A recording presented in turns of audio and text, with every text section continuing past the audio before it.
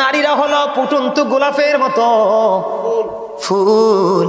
আপনারা দেখবেন যেই নারীটা পর্দা করে, যেই নারীটা 5 ওয়াক্ত নামাজ পড়ে, যেই নারী শরীয়তের সীমারেখা মেনে চলে, দেখবেন ওই নারী সম্পর্কে কোনো কথা বললে সমাজের নারী পুরুষ সবাই বন্ধু খেপে যাবে। সাবধান, লাগাম টেনে কথা বলো। ওই নারী আমাদের গ্রামের জন্য গর্ব, ওই নারী আমাদের গ্রামের জন্য রহমত। তার মতো একটা বউ যদি আমার ঘরে পেতাম, আপনি কেমন করে এমন বউ পাবেন না। কারণ প্রত্যেকটা ঘরে ঘরে যদি নামাজি পর্দাশীল মেয়ে তৈরি করতে পারেন, প্রত্যেকটা ঘরে ঘরে অটোই পর্দাশীল বউ চলে আসবে। আপনার মেয়েকে পাঠান পেন্সিল শু পরে শপিং কমপ্লেক্সে, মেয়ের ক্ষেত্রে শপিং কমপ্লেক্স আর বউয়ের ক্ষেত্রে অত্যন্ত পর্দাশীল, তাহলে আপনি সঠিক বিবেচনা কম বাবা হতে পারেননি। কথা বলেন না কেন? আমি আমার মা বোনদের উদ্দেশ্যে বলবো, মা গো, পর্দা করে চলো, পর্দা ছাড়া কোনো উপায় নেই। আমার বন্ধু হযরতে আব্দুল্লাহ আসতেছে নবীজির কদমে, মাইমুনা সহ বন্ধুরে আমার আরেকজন ছিলেন নবীজির দরবারে।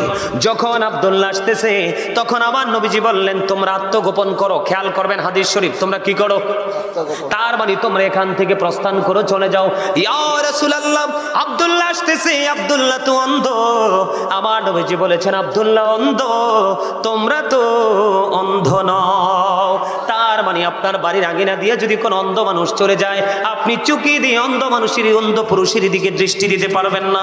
আপনার স্বামীর ক্ষমতা নাই, কলা পাতা দিয়ে আপনার বাড়ির আঙিনাটা বেড়া দিয়ে দিয়েছে, নতুন জামাই হেঁটে যাচ্ছে, আপনি কলা পাতার পাক দিয়ে নতুন জামাইয়ের দিকে দৃষ্টি দিতে পারবেন না।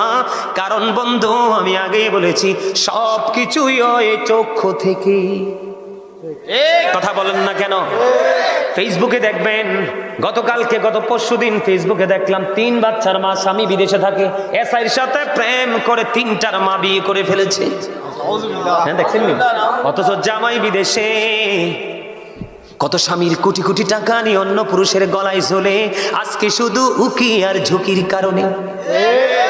চোখটাকে যদি কন্ট্রোলে রাখতো, তাহলে কিন্তু নারীরা কখনোই এমন ফাঁদে পড়তো না। বন্ধু আমার দিকে তাকান, আল্লাহর হাবিবকে যখন দেবর সম্পর্কে প্রশ্ন করা হলো, আমার নবীজি বলেছেন, একজন ভাবি তার দেবরের সাথে দেখা করার চাইতে মৃত্যু তার জন্য অনেক ভালো।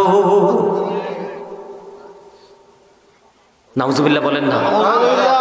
অন্য বেগানা পুরুষ তাক দূরের কথা, আল্লাহ রাসূল নারীদেরকে সুরক্ষিত রাখার জন্য বলেছেন, যাদের স্বামী কাছে নেই, যাদের স্বামী বিদেশে আছে, অথচ স্ত্রী এই জেলায় আছে, স্বামী চাকরির কারণে, জীবন জীবিকার কারণে অন্য জেলায় আছে, আল্লাহর হাবিব জানিয়ে দিয়েছেন, হাদিস শরীফ থেকে প্রমাণ।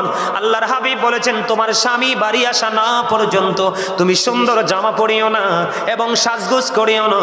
তোমার যা কিছু শুধু একমাত্র তোমার স্বামীর জন্য, কারণ তোমার স্বামীর সন্তুষ্টিতেই তোমার জান্নাত। বেপরদাশীল নারীরা রাতের অন্ধকারে স্বামী যখন তাকে বিছানায় ডাকে, অনেক সময় সে স্বামীর ডাকে সাড়া দেয় না।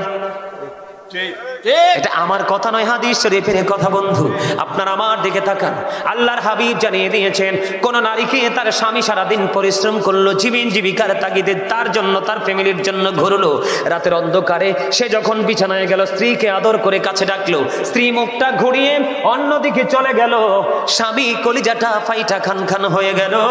আমার আল্লাহ সঙ্গে সঙ্গে লানতের ফেরেশতা ওই নারীর জন্য পৃথিবীর বুকে পাঠিয়ে দেয়। ওই যতক্ষণ না পর্যন্ত সকাল না হয়, ওই রাত্র থেকে ওই নারীটাকে শুধু ফেরেশতারা লানত দিতে থাকে, ওই নারীকে অভিশপ্ত বলে ঘোষিত করা হয়। জোরে জোরে নাউজুবিল্লাহ।